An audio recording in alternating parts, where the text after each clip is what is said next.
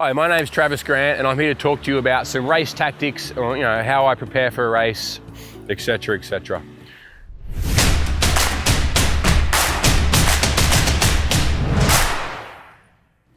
So racing is honestly the best thing about sport. I mean, training's fun, but the reason we train is to get better at race, to see if we can do all this training we can do, if at the moment, at the point in time when we get called to perform, we can do it. And then there's no better training than racing. I've been racing for a long time. I used to firstly just enjoy training as a young kid and trying to keep up with, I guess you could say, my elders or my mentors or my heroes.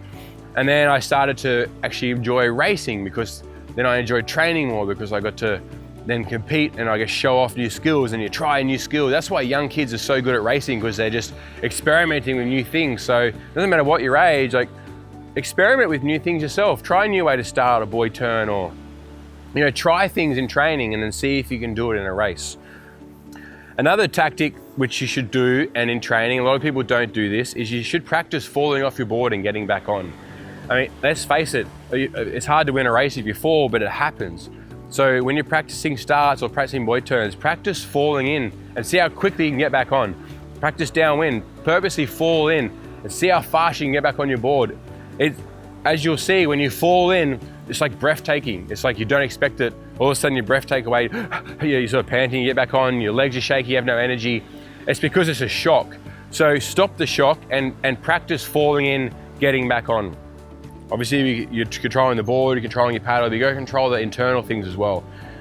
Breathing is huge. Breathing is directly related to your heart rate, which is basically kind of where your energy is coming from, right? So you got to teach yourself efficiency when paddling, and you got to teach yourself speed. Two very different skills on a paddleboard: sprinting and efficiency. Two skills that you have to learn to do and use. It's little things you got to practice. Again, it's hard to teach, but it's just more of you getting aware of your breathing while you're out there racing.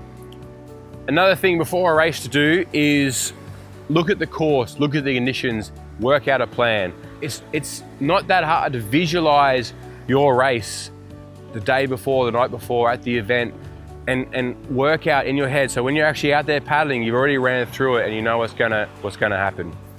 Training, there's so many elements to training. Train fresh, do gym, do cardio. How do you do it?